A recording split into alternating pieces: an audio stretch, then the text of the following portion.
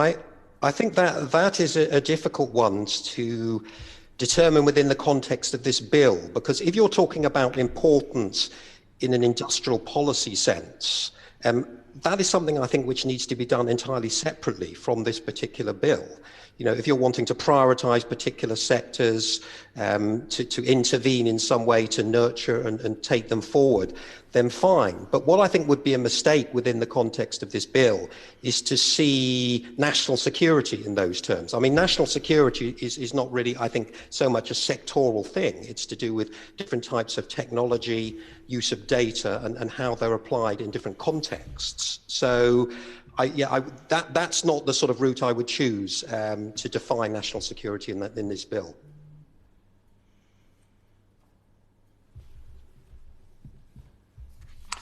And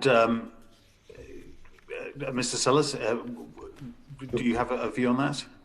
Yeah, in some ways the bill's kind of approaching this from looking to address a group of technologies rather than an end outcome, potentially. I think probably we need a clear definition of what we mean by security. So, for example, and I've heard other commentators sort of make similar sort of comments. So, for example, can the technology be used as a weapon? That's a pretty obvious one. Can the technology be a potential cyber threat? Can the technology be used to intercept and or manipulate data or financial transactions? Is the technology essential for maintaining critical infrastructure, such as health, finance, transport, or communications? Could the technology be withheld under geopolitical tensions? So some of these sort of questions start to sort of frame and define what we mean by security. Also, the transaction of a company, a merger and acquisition, does it involve a critical material in a supply chain for which we require security and infrastructure? So I think we need some clarity around the definition of security to make sure that it is focused on security and it doesn't have a broader remit. I think that's fair to say. And I would agree with that, yeah. Thank you. Dr. Sellers, sorry for misaddressing you just now. Can I ask one brief supplementary? Who should be involved in making an assessment as to what sectors may or may not be strategically important? Would you like me to address that one? Sure. Please jump in. Sure. So, I mean, for example, a number of agencies spring to mind, like the National Cybersecurity Centre. The Centre for Protection of National Infrastructure springs to mind. Another great agency, DSTL, I'm sure would have a large view on the sort of acquisitions that could be potentially sensitive. There are some trade associations, there's some government advisory groups like, or non-governmental groups like the Photonics Leadership Group, who I'm sure would have a very strong view on which sort of acquisitions would be have a security element to them. I think the other thing is that quite a lot of companies we deal with do innovative projects, and those innovative projects are funded through agencies like the UK's Innovation Agency, Innovate UK, or through the research councils such as the EPSRC. So one potential way of screening these companies is in their application process to make an assessment as to whether the technology could have a security implication at the application stage when they're applying for a fund in order to do a project. What I would just add to that is I think perhaps a slightly worrying feature of the bill in its current form is that the final arbiter is the Secretary of State. And that there's a concern there that the decision becomes politicized in a particular situation. You know, we've seen that happen in the past. When Melrose was taking over GKN during the abortive bid of Pfizer for AstraZeneca.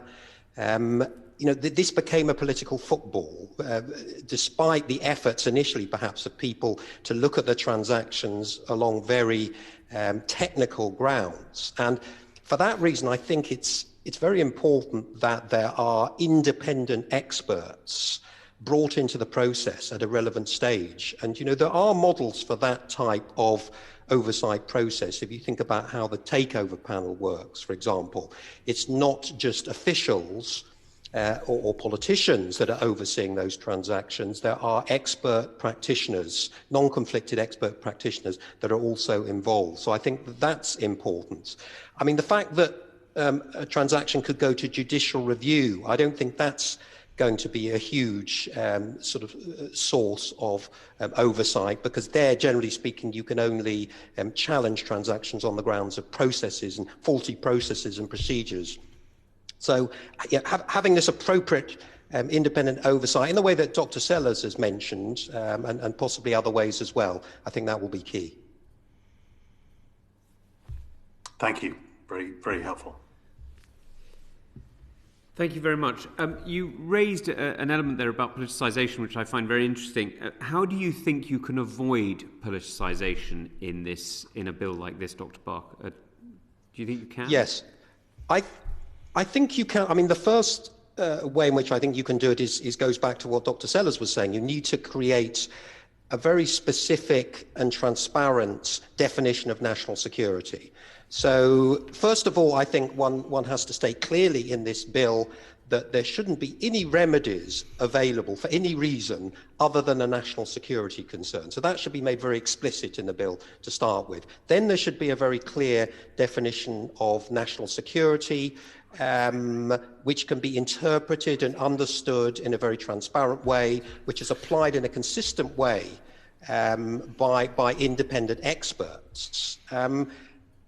And there should be a degree of predictability in this process, so that if one voluntarily notifies a transaction to the UK government, one can almost predict pretty well in advance what the outcome will be through the application of transparent processes. May I challenge that, politely, if I may, which is, if I'd said to you at this time last year that PPE for medical staff was a national security issue, I think we'd both have thought I was being silly. But of course, by March, that was no longer the case. And we've certainly seen, I think I'm right in saying, food security being defined as a national security issue for many European countries. And we've seen recently President Trump using national security as a reason for intervening in, I think it was the car industry, forgive me. So I'm not seeking to be difficult, but isn't that a very difficult thing to define in any way predictably into the future, or am I not being ambitious enough?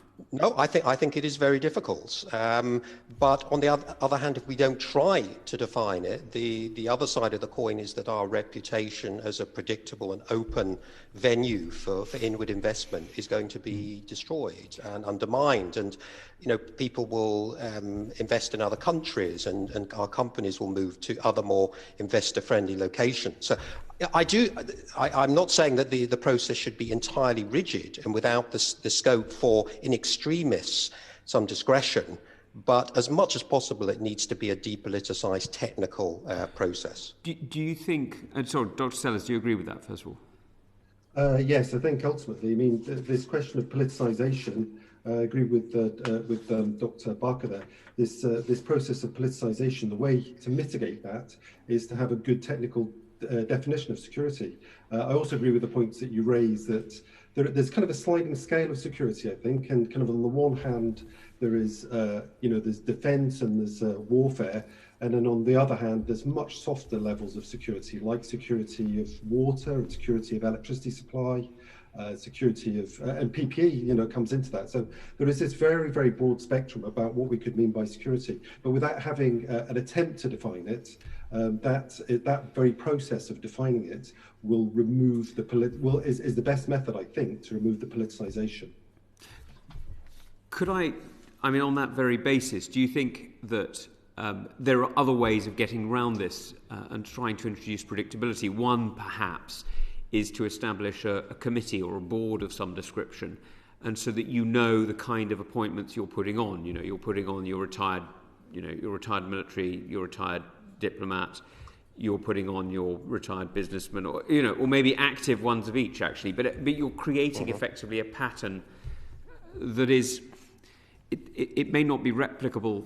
It may not be identical over the years, but it's certainly less prone to variability than a single individual.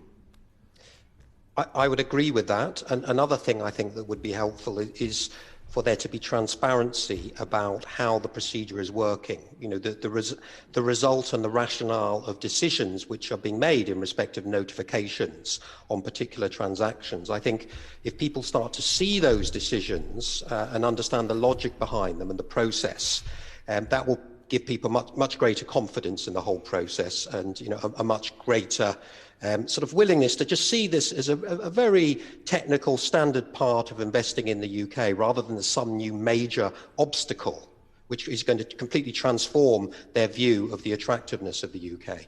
So effectively you're creating a sort of precedence in a similar way to a court? Yes, indeed.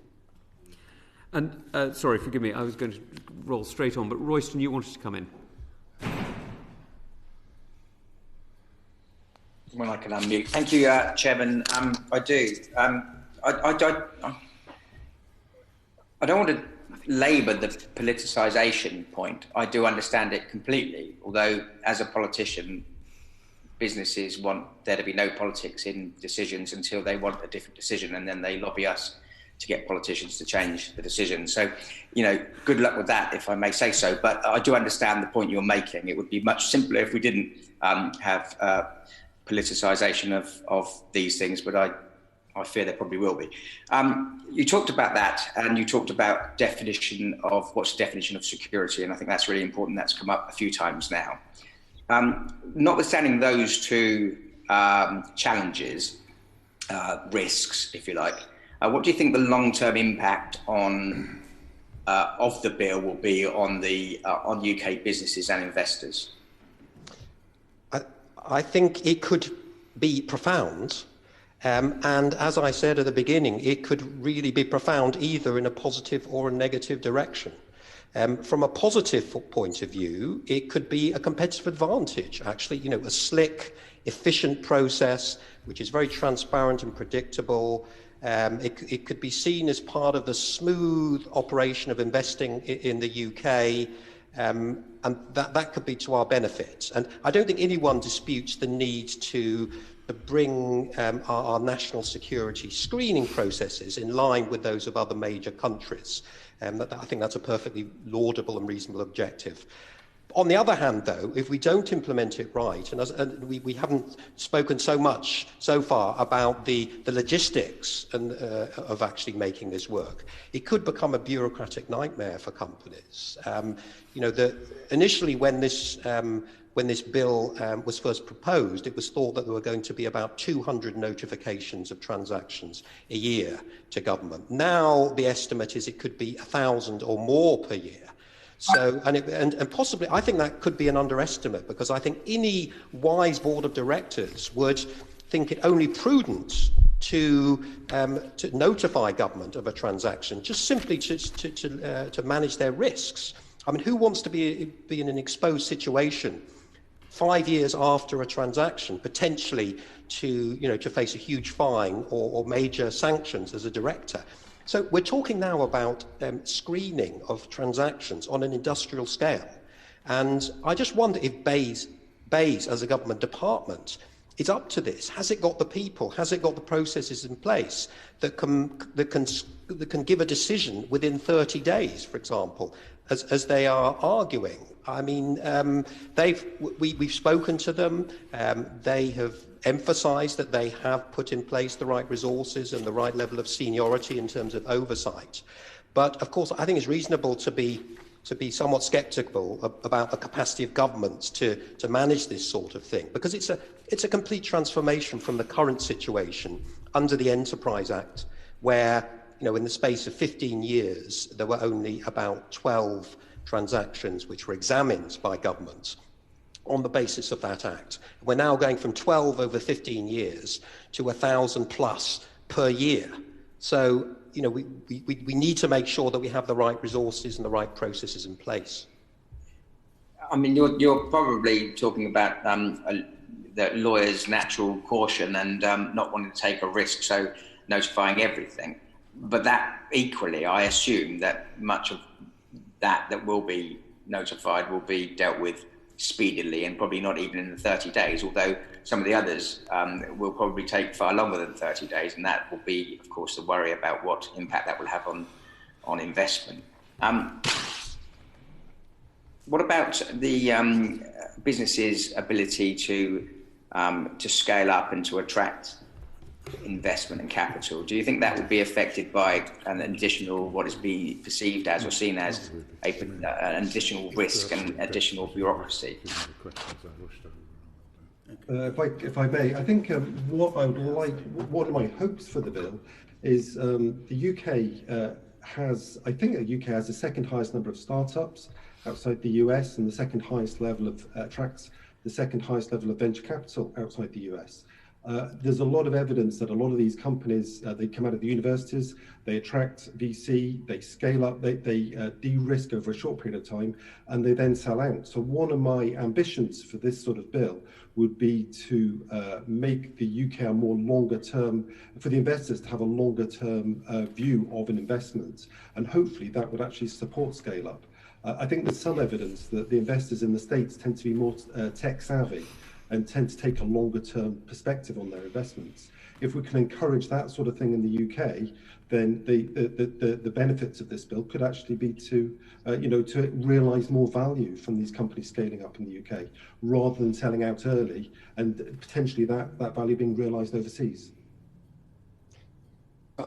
Yes. On the other hand, of course, if we get it wrong, then we'll be removing, a potential source of buyer for these companies. We'll be ruling out, at least at the margin, some significant investment into these companies, which is going to depress their valuations and is going to sort of reduce the incentives to build up that sort of company. So again, it could be positive or negative depending on how it's implemented, I think. Are there any type of investments that we should be encouraging or discouraging in UK companies, and what does the right type of investment look like? I think that can be that's a very difficult thing, especially for governments to identify. I mean, the right sort of investment, of course, is investment which builds the productive capacity of the UK, creates jobs, improves our utilisation of technology. All of those things are great things. Often it's quite difficult, though, to identify what is going to be a good or a bad investment in advance, isn't it? I mean, that's the nature of our economic system. There are good investment decisions, there are bad investment decisions, and the market whittles them out ultimately. So really, government shouldn't be as really picking winners or sitting in judgment in most cases. It should allow investments to play out and the successful companies to emerge. But of course, there are investment which is going to have a negative impact on national security as ultimately we choose to define it. It's reasonable that government intervenes in that kind of case. It may indeed be reasonable for government to develop an industrial strategy for the UK if it wants to prioritise particular sectors and focus interventions on those strategic sectors. And the IOD as an organisation is not necessarily opposed to that. Our only point is that process of developing an industrial strategy should take place in another box. It shouldn't be implemented through this bill by stealth or in a kind of hidden way. That's really our point. And Dr. Sellers, do you have anything to add to that? Yeah, broadly agree that effectively quite often when you're attracting investors at an early stage, you quite often don't know, your technology can go in multiple different directions. So you do want to encourage as much competition to invest in your products as you can at the very early stage. I mean, I just reiterate the point that I would hope that it might encourage more tech savvy. Herman Hauser has identified that the next few decades are going to be characterized by technical sovereign, having a sovereign capability in technologies. So I'd like to think that it would encourage more tech savvy investors into the investment space to look at a more sort of longer term investment. Thank you. Thank you, Chairman. Thank you very much. Can I go back to a point you made, Dr. Barker, about the Enterprise Act? You mentioned 12 cases in 15 years. I was wondering, do you think that's because the Act is worded in a certain way? Do you think it's because the government didn't intervene as much as it should have done? Or do you think it could also be because the world has changed and the nature of state-owned enterprises, and of course here I'm thinking predominantly about countries like China, has changed the way in which the investment environment has been seen? Yes, I do think the world has changed. Certainly there were some technical aspects of that. So, for example, the threshold in monetary terms, in terms of when you could actually intervene, as we know, it's 70 million currently, so that the proposed act will reduce that very significantly. So that's part of the reason. But I do think we're living in a different world now. Probably in the sort of decade after the introduction of that act. There was the feeling that we were in a benign period of globalization where we could be open to foreign direct investment and foreign transactions with open arms. They didn't need too much scrutiny. And now the world has changed somewhat. And it's right, therefore, that we upgrade our regulatory framework in response to that. It's just... The key thing, of course, is making sure that we don't throw the baby out with the bathwater, that we don't go from being seen as a country which is very open for investment, very welcoming to the world, to one which is seen as the opposite, that is sort of closing in on itself. And that's really not what we need at the current juncture. As I said, leaving the EU with huge corporate and public indebtedness. We do need foreign investment in this country. And can I go on to ask about the 1,000 plus? Forgive me, Dr. Sellers, you've just spoken about this as well. When you say 1,000 plus under the new Act, forgive me, I may be being, I'm not trying to be difficult, but why 1,000, why not 10,000, why not more? Wouldn't it be the advantage of any lawyer at any transaction moment to declare, for fear that the situation could change in a year or two's down the road and they'd be caught by the 5-year reach back? That's my understanding with speaking with a number of companies and a number of startups and also some large companies, is that their real fear is having a 5-year retrospective action hanging over them would be that's the biggest risk to the board of these companies, and that they've been much more likely to make a voluntary notification so that they could, put themselves under as soon as a spotlight to remove that 5-year risk. So I think that's an incentive for those companies to make a voluntary notification. And Dr. Barker, do you see the world similarly? Yes, I think it's been emphasised that this is very much a voluntary. Many aspects of this are a voluntary regime, but in reality, one wonders how voluntary it really is. I mean, as we've discussed, although you don't have to notify to the UK government your transaction, there will be strong incentives to do so. I mean, another aspect of this is that although the government is committed to turning round inquiries within 30 days, they could, if required, make a request to the company basically to enter into a time unlimited investigation period, which it's a voluntary matter whether the company accepts that or not. But in most cases, of course, the company will accept that. One can't imagine that they would have much incentive not to. So although this may appear to be a very voluntary type framework, it's a relatively stringent one as well, I think, in practice. Excellent. Can I go on to... Oh, sorry, go on, Dr. Sellers. I was just going to add to that. So that for some of the smaller companies that are seeking continual funding rounds and investments, this kind of anything longer than a couple of months is actually quite a disincentive. So they're trying to they might raise one round of investment. They might then be looking for a secondary round of investment a year or 18 months later. And anything which is of the order of 2 or 3 months of uncertainty would be a real, that's a real kind of hangover for those companies trying to get that second round of investment, especially into early stage companies. Thank you very much. Can I ask you to both think about the bill specifically, if I may, and to ask you, if you were in our position, if you were a member of this House, what would you be looking to change in it? And very specifically, are there amendments you can think of? And the reason I ask this is I'd be grateful to know what are the main strengths of the bill and what could be strengthened further, and what are the weaknesses of the bill that could be corrected. I wonder if you'd had any thoughts on that. Perhaps Yes. you'd like to start, Dr. Barker. Yes, certainly.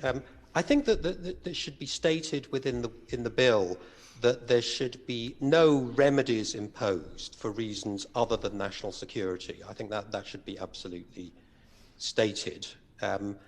Secondly, I think there should be, despite the difficulties, there should be an attempt to define the parameters of national security in order to make that as transparent and applicable as possible. Of course, people will have different ideas about what national security means, and this will just be one definition. But despite that, I think it's important to define that. Otherwise, it will become all things to all people, that all people will try to exploit for different reasons. So I think, and then the third thing I think will be transparency around the processes, the decision-making processes. I mentioned the decisions made in respect of particular transactions. There should be transparency around those. So that would be a third thing that I would recommend. Thank you very much. Dr. Sellers, what was your views, if I may? I agree. Nothing much to add to that. I agree with Dr. Barker. Well, look, may I say an enormous thank you to both of you. You've been extremely generous with your insights and your time. And I'm hugely grateful for the support you've given, not just in this session right now, but in helping to prepare for it and helping to think through some of the aspects that led us to question it. Thank you very much indeed. And we're Thank just you very much. Pause as we switch panel. So on that, I'm just going to say order, order. Pause for a second.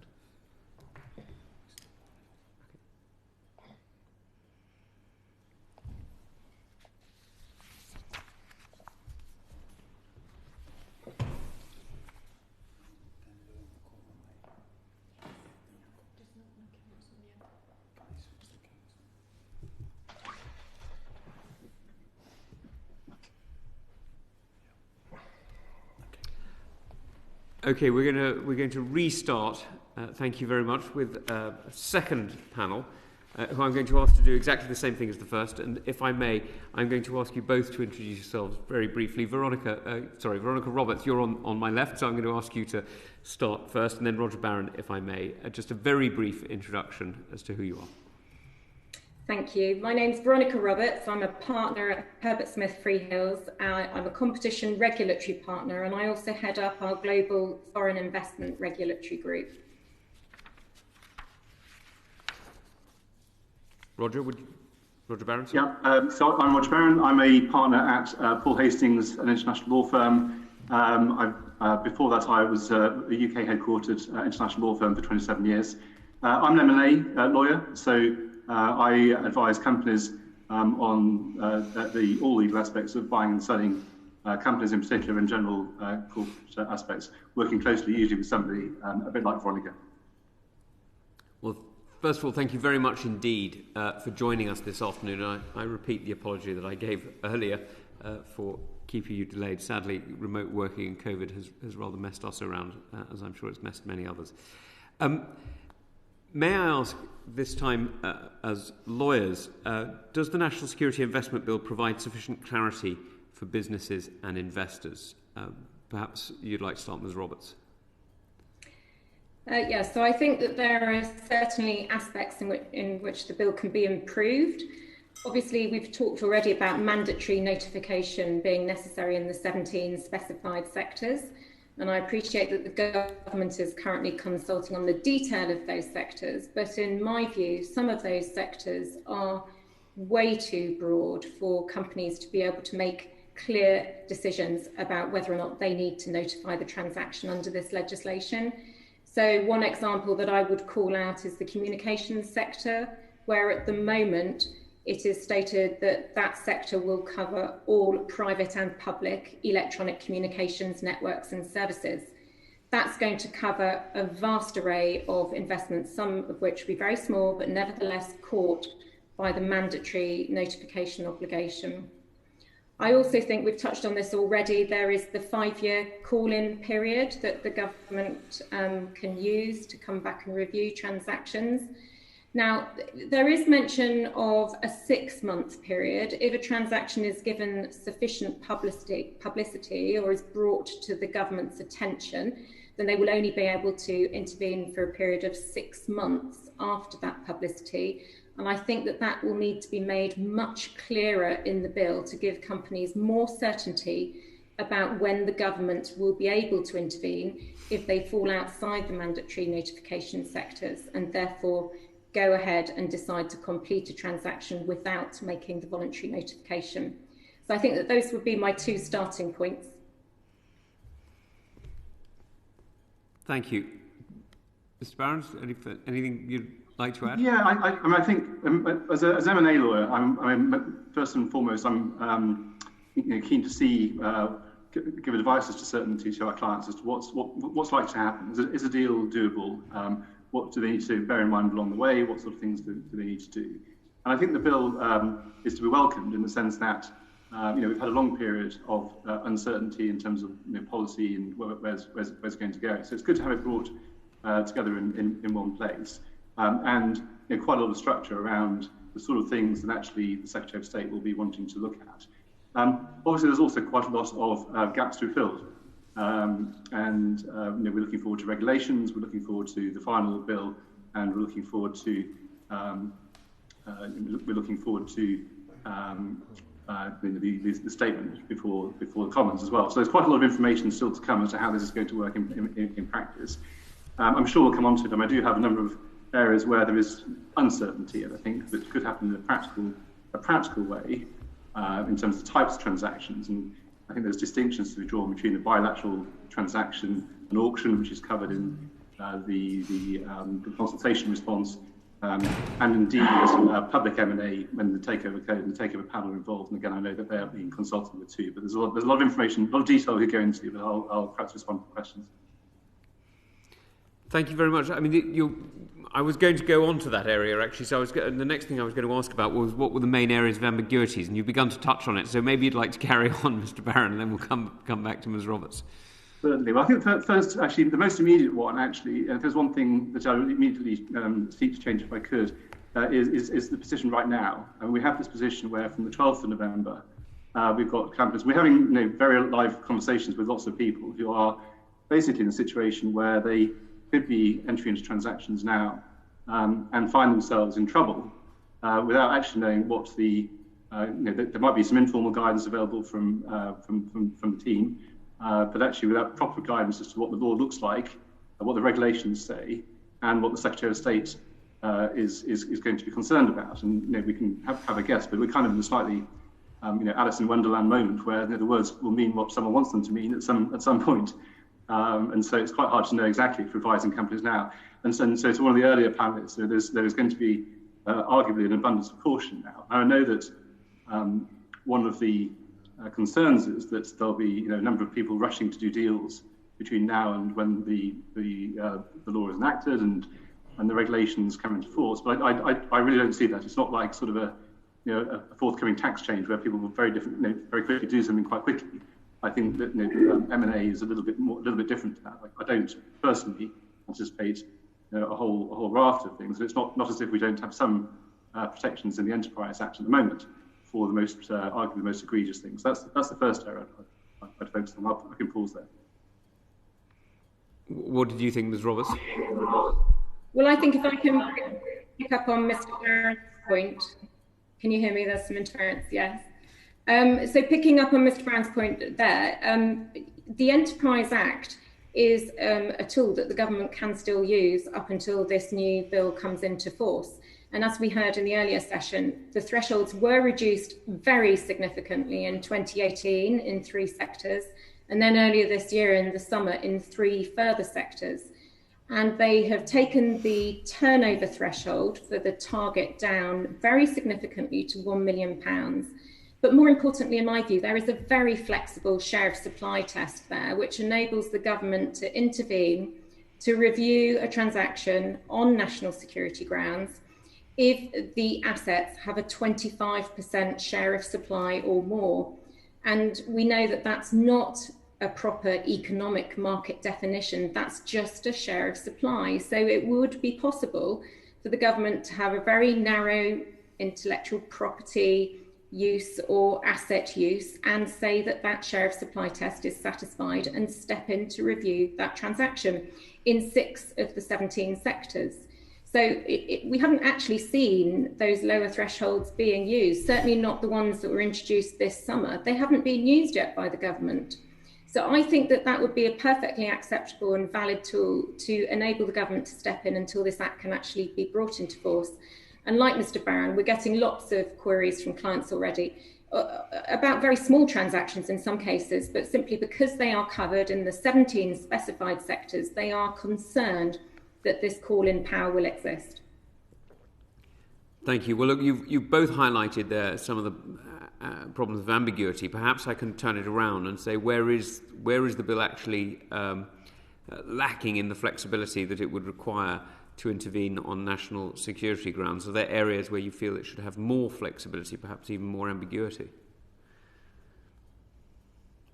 Ms. Roberts, would you like to start? Why not? Well, so look, what I do is I work with my M&A specialists, and my job at the outset of a transaction is to give our clients clear and predictable advice about where they need to make their filings. And in cross-border acquisitions, those filings will be merger control filings, foreign investment filings, sometimes sector-specific filings. So I prefer to see certainty in legislation, so I know when I'm going to be able to say to a client that this filing is needed or it is not needed, and we can tick it off the list. So ambiguity from my perspective is not helpful, and it will not be helpful for clients generally either. One thing that I think it would be very helpful to talk about is the government's signposting of a whitelist in the bill. Very little is said about that at this stage, but the paperwork does say that the government is keen to specify characteristics of a particular type of investor. And then those investors, perhaps once they have made one or two notifications under the new regime, will be exempt from making future notifications. And I think that that's of critical importance, because we've discussed already the prevalence of foreign investment into the UK, the desirability of that. And at the same time as the bill was introduced, I know the Office for Investment was set up saying that the government clearly wants to increase foreign investment into the UK. Well, there are a range of pension investors, other investors, sovereign wealth funds with a huge range of investment in the UK who want to carry on investing in the UK and will really benefit from a white list like that and the certainty that it will bring them. Thank you, Mr. Barron. What do you think? Yeah, I think, as contrary to popular belief, perhaps lawyers don't really like ambiguity at all. So I think certainty would be a good thing. I think that there are areas which are I think that the mandatory voluntary split is helpful in that regard, depending on what sort of words and policy back that up. So, if it's mandatory, you're in the circle, and if you're voluntary, then you're looking at mandatory to get a bit of a clue and a bit of guidance as to how close you are to the kind of issues that perhaps the Secretary of State might be interested in. So I think that's helpful. In terms of, it was touched on in the earlier panel about political input here, and for what it's worth, actually, again, as a lawyer, it may surprise people. Actually, I don't mind at all. Defence is and national security is very clearly a political decision in many ways. It's far from an M&A lawyer to decide what national security should be about. So, I think, but again, I think trying to get a good, clear understanding about the types of issues that the Secretary of State and his advisors are going to be concerned about would be helpful there too. So I don't see necessarily there's a whole area where we want to increase flexibility around ambiguity. I think I know that people are consulting separately on the sectors, and again, I'm probably not the right person to decide whether a particular type of activity should be within one sector or another sector. But in a way, with the increased definitions around the various different sectors, I think probably more focused will be on the other side of the equation, i.e. what is it that the Secretary of State would like to be interested in from a security point of view as opposed to the actual sectors, because the chances are, if you start with that as the question, if this piece of technology or this company or this asset in someone's hand is going to be the sort of thing that the Secretary of State will want to be involved in, then chances are, with 17 sectors broadly defined and some other things around the edges, you might well find yourself able to find a way into that. So I think the flexibility is there. from my point of view, and people like Veronica Roberts, it's a question of finding out how that's going to be interpreted, I think. Thank you very much indeed, both of you. I mean, both of you have touched on areas of national security, and I know Bob Seeley has asked in the past about whether or not the national security clauses could be better defined. Bob, did you want to come in and ask on that specifically? Yes, sorry, thanks, Tom. I was just unmuting myself. Yes, I'm sorry to join this call late, so apologies if I've missed things. I just wanted, it would be interesting to have an opinion on national security, because it seems to me that in order to understand what national security is, you have to actually have an attempt to define it. Now, one doesn't need to over-define it, but one needs to have a sense of when a national security argument kicks in, whether it's an industrial monopoly, whether it's a new technology in AI, artificial intelligence, big data, whether it's traditional defense industries, or whether it's ownership of critical national infrastructure. So how important is some kind of definition of what national security is, rather than a slight suck it and see approach, which is, I think, what we've had in the past sometimes. Thanks, Tom.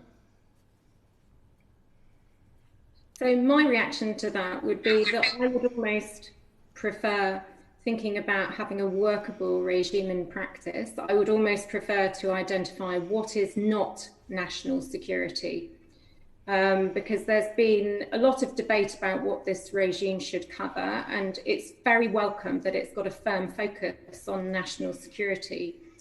But we've already discussed in the earlier session the possibility for politicisation of this regime, and it would really benefit clients if we have certainty, as I said before. So I would favour saying what national security isn't. So it isn't about necessarily, it's not about jobs, it's not about industrial policy, and so that we have a very firm focus on national security. When it comes to the actual definition itself, many other FDI regimes have not actually defined what national security is, because of course it is a concept that will evolve with time. But as long as we can explain to our clients that the focus very clearly will be on genuine national security concerns, I think that will be a great assistance. But may I just come in there briefly with the point that you've made? A year ago, 18 months ago, if any one of our committee had stood up in Parliament and said PPE will become a national security issue and our lack of supply, everyone would have laughed at that individual, and yet they would have proved incredibly far-sighted. So what constitutes national security evolves over time, which is why it seems to me that a workable and flexible definition of national security has to involve a process of when something hits a critical mass of importance, or lack of being able to supply that in this country, or potential for revolutionizing warfare or technology in some way. It's very difficult to define, but I'm not sure, if you're just saying what isn't, I'm not sure anything. I think that implies a certain rigidity.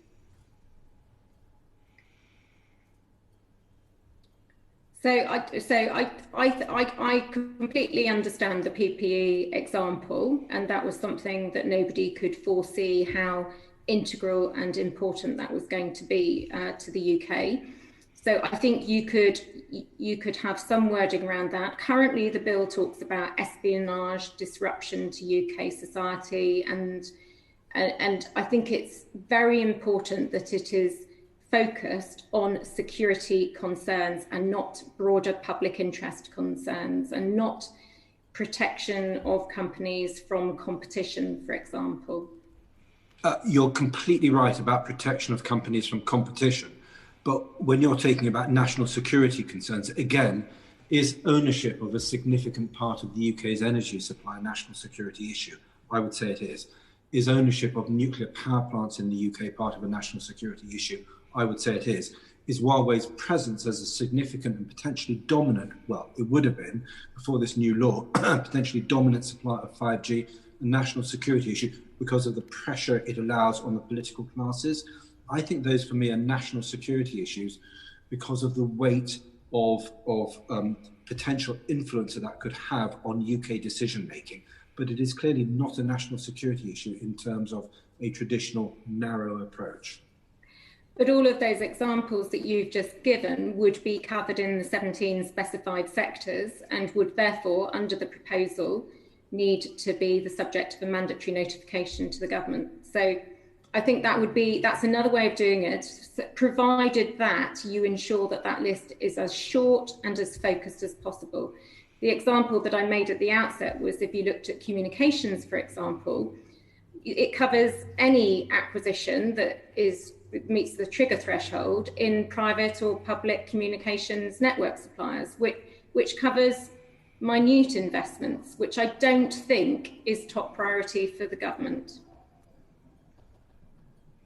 No, but I think you sum it very well. It's that sense of what constitutes a trigger nowadays. Is it quantity, or is it specialization, or is it a traditional approach? And I think that is going to be I think we need some kind of definition or guide, undoubtedly, because otherwise it can be whatever a minister says or says it isn't. But I do think we need to understand that potential trigger, or that compound trigger nowadays, and what it means in different industries. Thank you. Mr. Barron, did you want to follow up on any of that? Would you? I think just very briefly, because I think actually that was a really interesting and good discussion, because I think there's, in terms of getting a guidance from the government, I think the concept of critical infrastructure was a helpful one, which encapsulated some of the smaller deals. It's not the key word on critical, so not just the financial value. But I agree a lot with what Veronica Roberts has just said as well, in terms of making it very, very, very clear.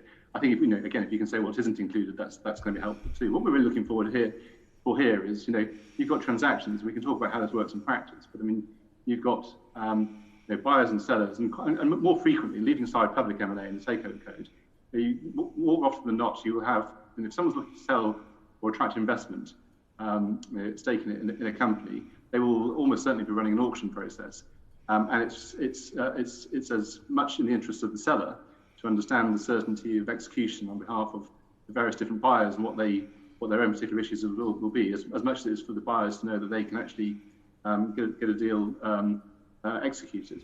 And so whilst there's a myriad number of things that all parties to transactions were trying to weigh up at that stage, and it happens very quickly.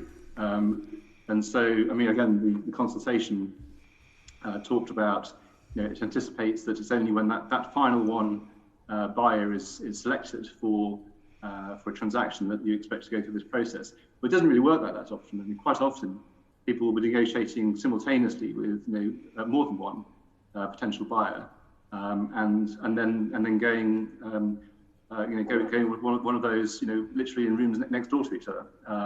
So I think being able to make a judgment for, in these examples, UK companies and UK businesses having some certainty about who they can and cannot deal with is really important from an M&A point of view. Thank you very much. Henry, you wanted to come in.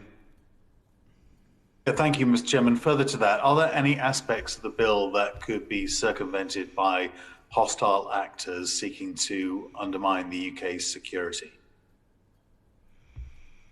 Well, I think my sense is that the government's given that a lot of thought already. So, for example, the mandatory notification applies where it's an acquisition of a corporate entity in the specified sectors.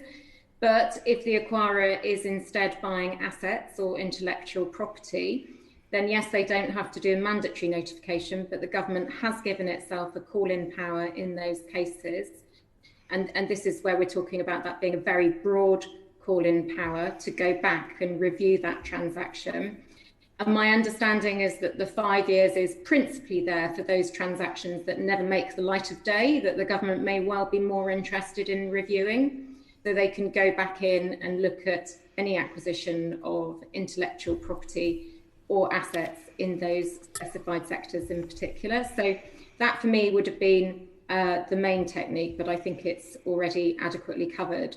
I did make the point before that it would be good if other transactions could be very clear about when the 6-month time limit will start to run for that type of asset and intellectual property acquisition.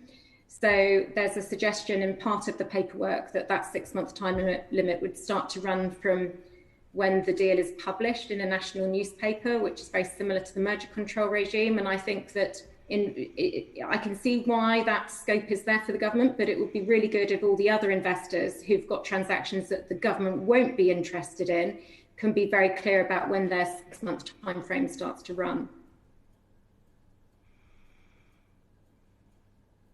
Mr. Barron, is there any aspect you'd like to add to that?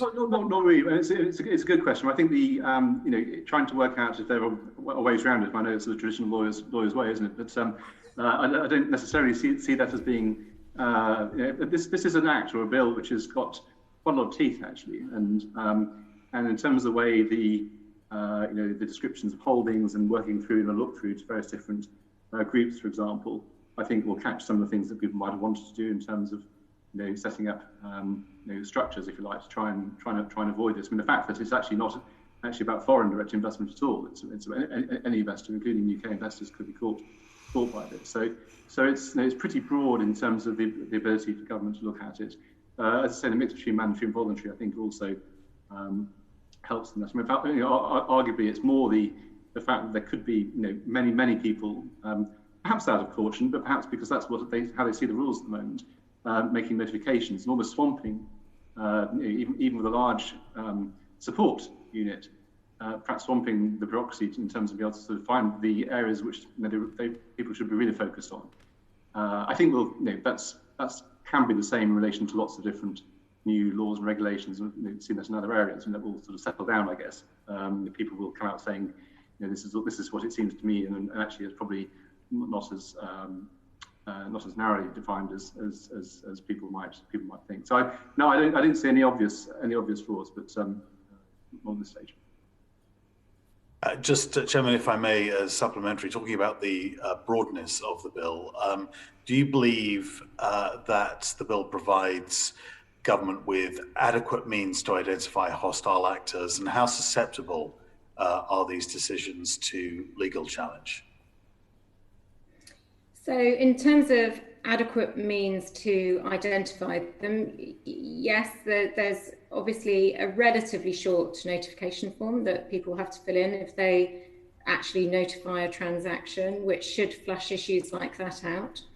If the transaction is not notified, we've talked already about the powers of the government to step in. They have powers to request a vast range of information and also compel witnesses to answer questions as well, if that would be helpful to try to delve into ownership of the acquirer. So yes, I think it does in that respect.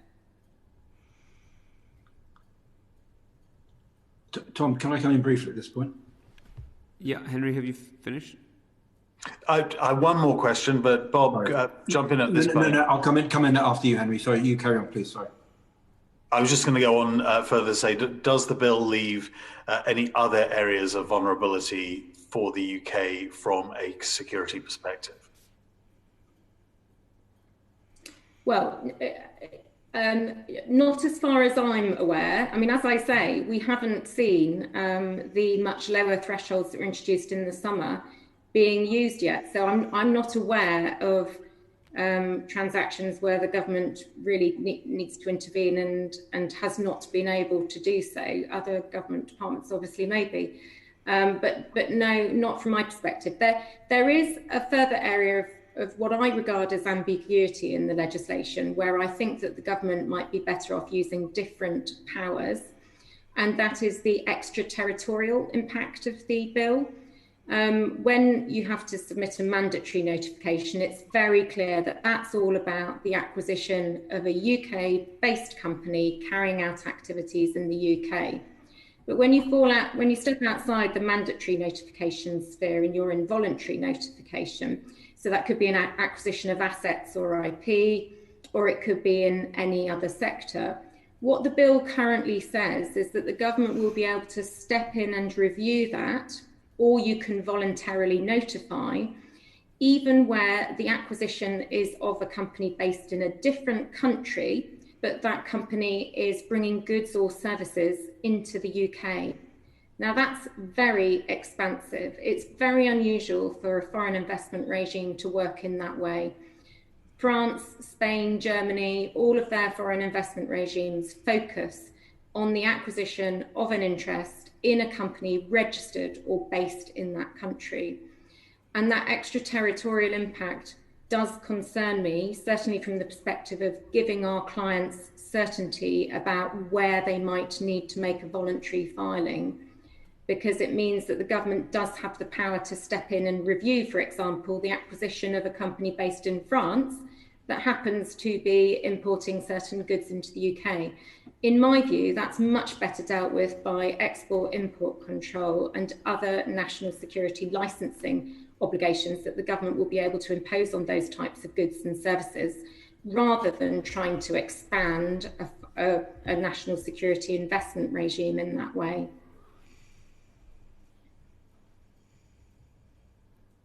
Thank you both. So Mr. Barron, did you want to jump in on that? Yeah, just a couple of brief things, if I may, Chairman. So fully agree with all of that. In terms of national security, then I think that the opportunity for BEIS to be able to consult with various different other areas of expertise is, on the one hand, a good thing from a national security point of view. From a transactional point of view, we could find ourselves with many people being aware of a potential M&A transaction, and I know as you're consulting, the government's consulting with the takeover panel, but in early stages of a potential public M&A bid, there's a so-called rule of six, which is you're only to have 6 people that you're talking to, with good reason, because you could end up with insider trading, there's lots of price-sensitive information floating around, and it may just make people reluctant to try and do deals in this country at all if they're going to be sort of flushed out in terms of the lack of secrecy and confidentiality. There's obviously a balance there, because you need to have the right information to be able to form a judgment. So I think that's what I would add to that question. Bob, did you want to come in? I'm happy for me to come in now. Yep.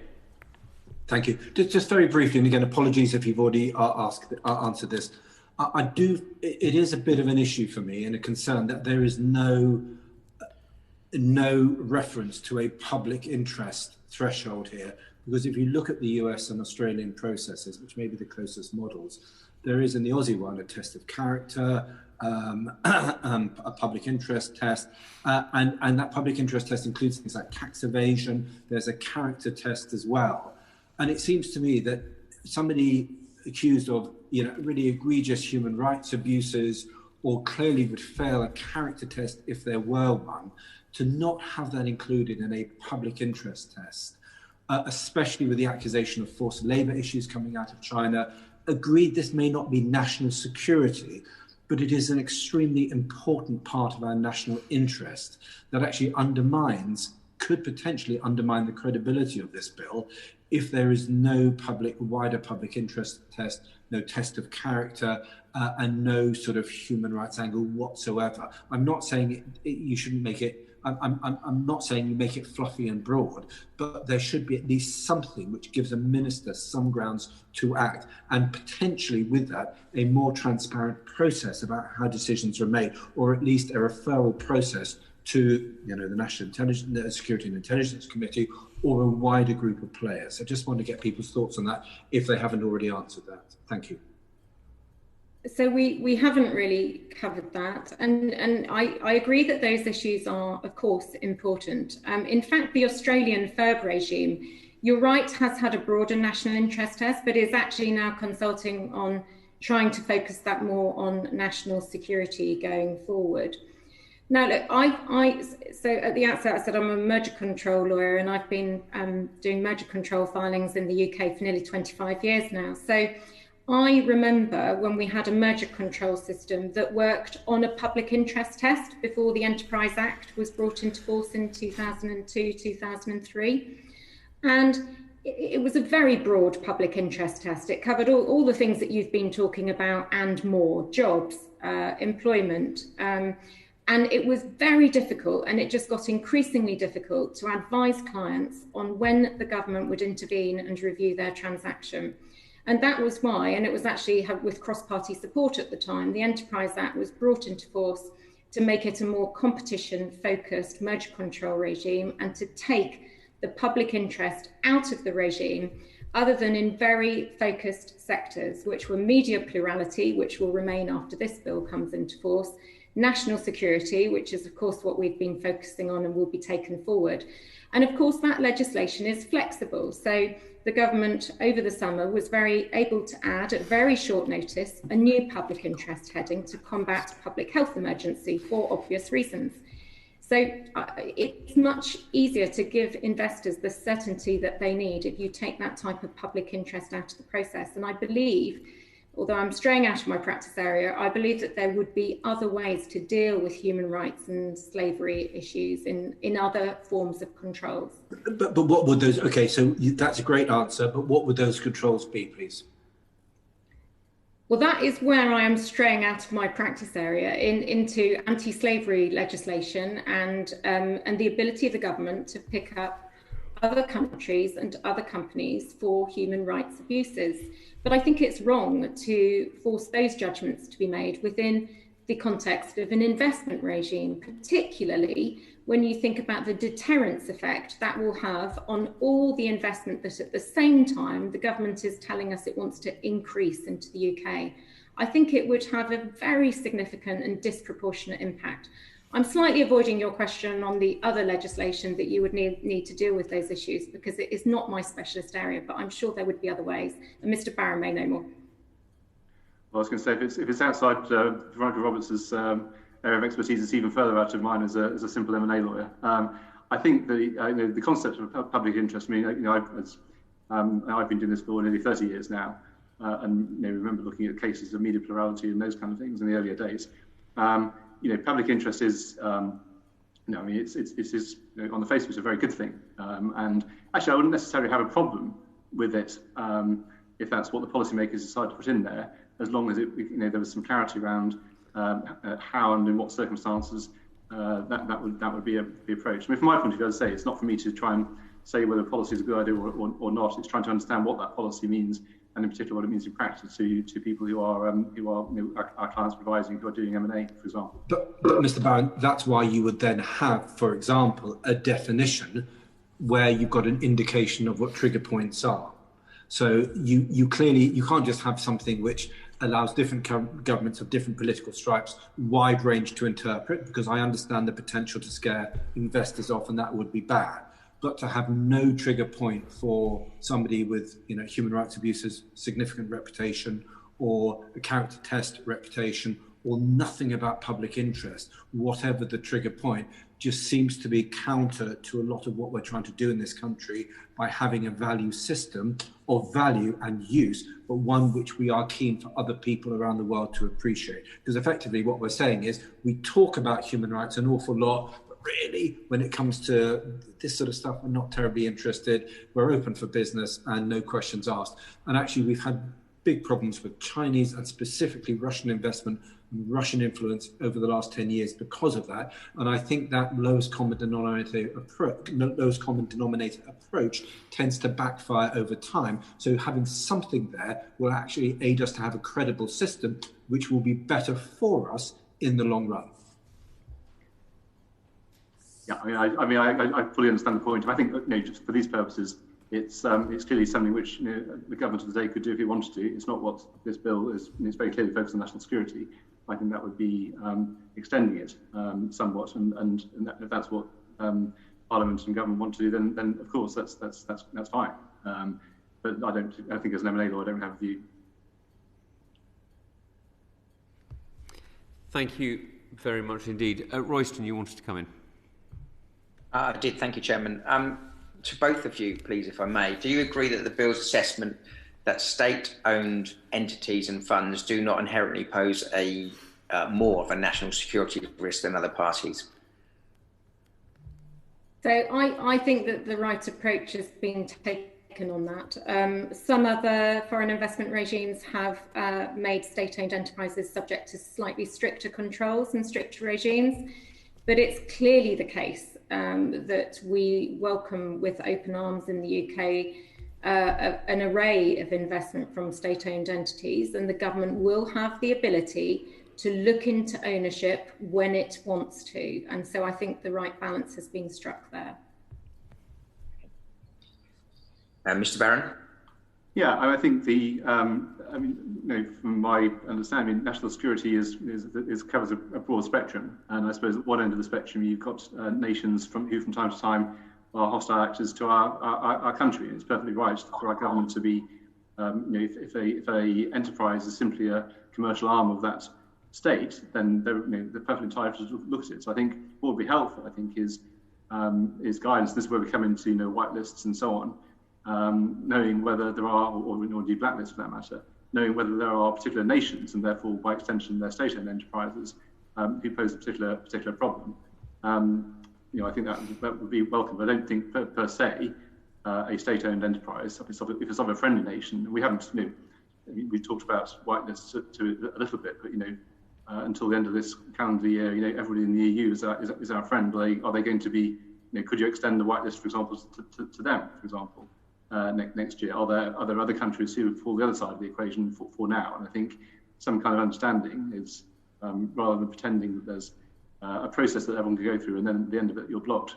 I don't think there's anyone's particular interest. I think there will be extreme examples, I think, of both ends where it'd be helpful to have clarity as to whether a particular nation's investment is welcome or unwelcome, if that's what the government today wants to do. You brought me on well, in fact, Ms. Roberts already alluded to my next question, which was going to be about the exempt list, or whether there is going to be an exempt list. Why do you think, and it may be straying outside of your expertise, and I appreciate that, but we're just trying to get ideas of what people think about the bill and why some things are in, some things are out, and other things are not as clear as they perhaps ought to be. So why do you think the government is not using a white list or an exempt list currently? Why is it, do you think that they are reluctant to do so? I think that from the papers, the government has said that it wants to see the regime bed down in practice, but they have said that they would welcome applications from investors, and they may well be state-owned entities with, as I said, a range of investment in the UK that don't present any issue whatsoever.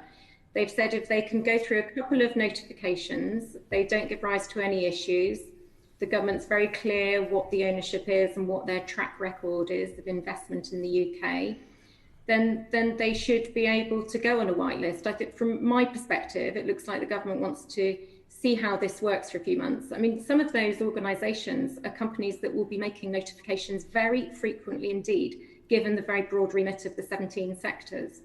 And so provided that they get through that process a couple of times with no problem at all, then I think it's very reasonable and welcome that they could go on a whitelist. I'm sure that the government would have the possibility to retract that if there was a material change in circumstances, but it would relieve the government of a number of notifications to review, and it would also give certainty to the really important investors that we want to encourage, not discourage. So you just think it's just about allowing the new legislation to bed down? There's no other motivation with not having anyone on or off a list currently? That's certainly my sense when I read through the papers, that the government doesn't want to start off with a regime and already have people that are exempt from it.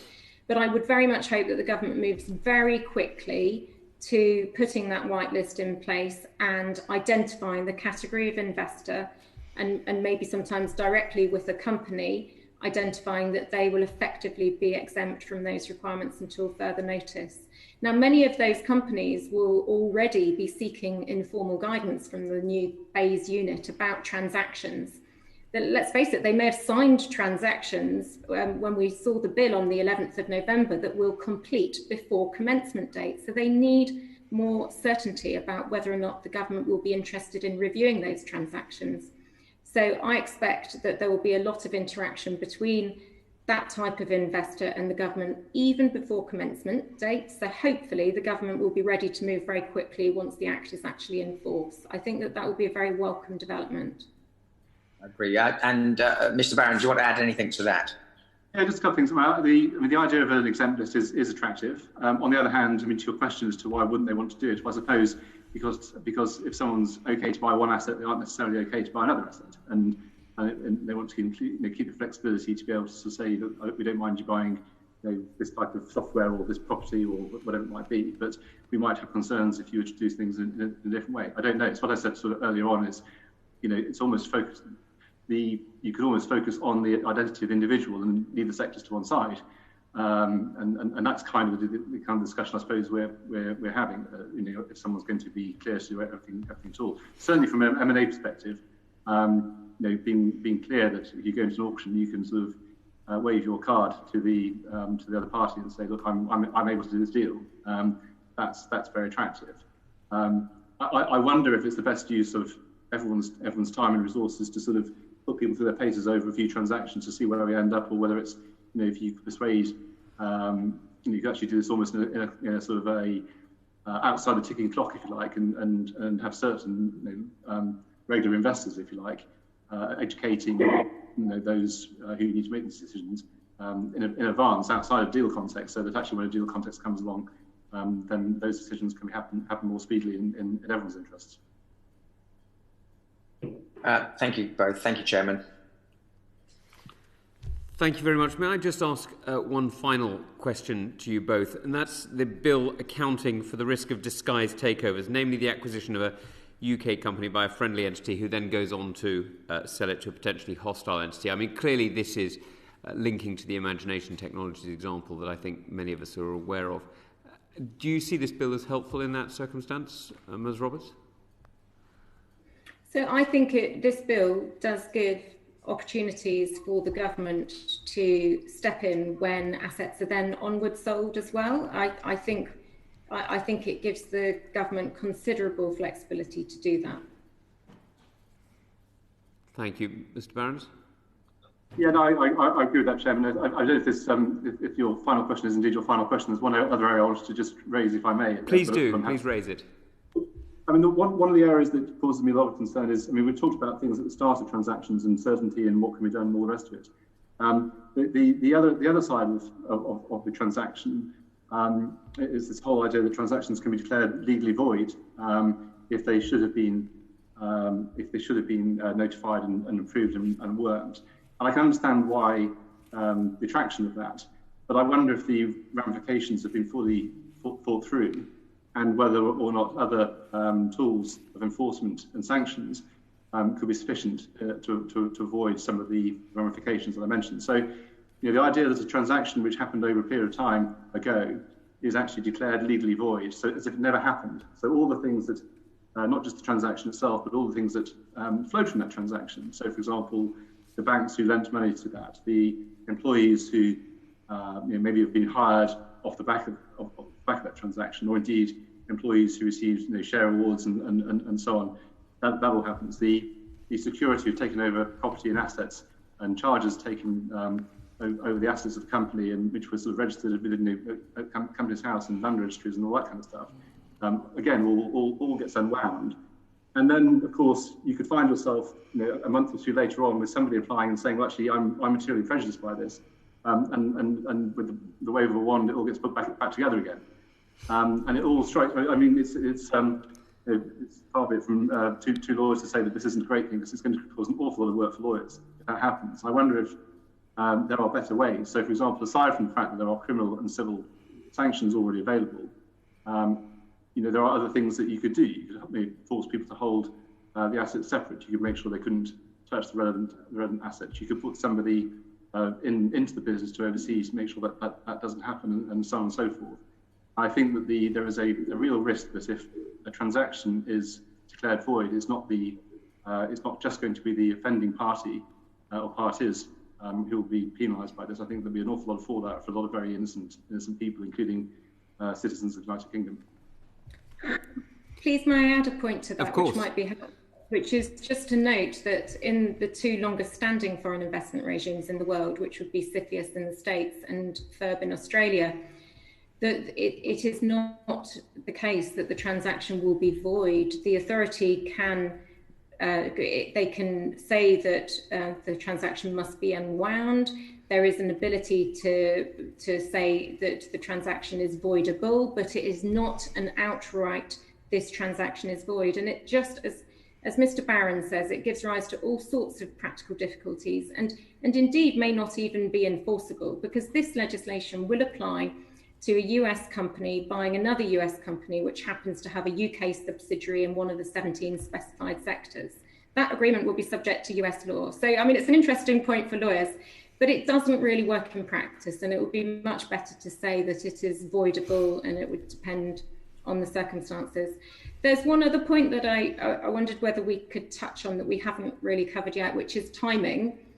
Thank you. So clearly the government has said that there will be an initial period of 30 working days to review notifications.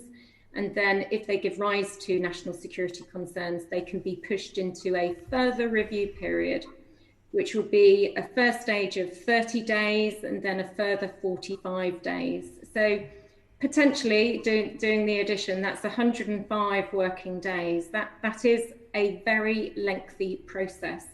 And we would very much welcome some speed being injected into that. So the earlier panel talked about this as well. It might be worth looking at the French foreign investment regime, which has a fast track of 10 days to tell investors whether or not they want to investigate a transaction in more detail. And I think that a shorter time period simply to flag up whether there might be any issues and then do a more detailed review would be very welcome indeed for investors to try and cut down on this initial 30 working day period. Thank you very much. Well, as you both know, the government is looking for ideas and amendments and has been very open about that, and this committee is looking to suggest any. So if you have future and further thoughts, we'd be very happy to hear them. And I must say I'm extremely glad for your input today. I'm very, very grateful. You've been extremely generous with your time again, and I'm particularly grateful for your insight. Before I close, I'm just going to ask if the two members of the committee would stay on the line after we close and go offline. And so with that, thank you very much to both witnesses. Order, order.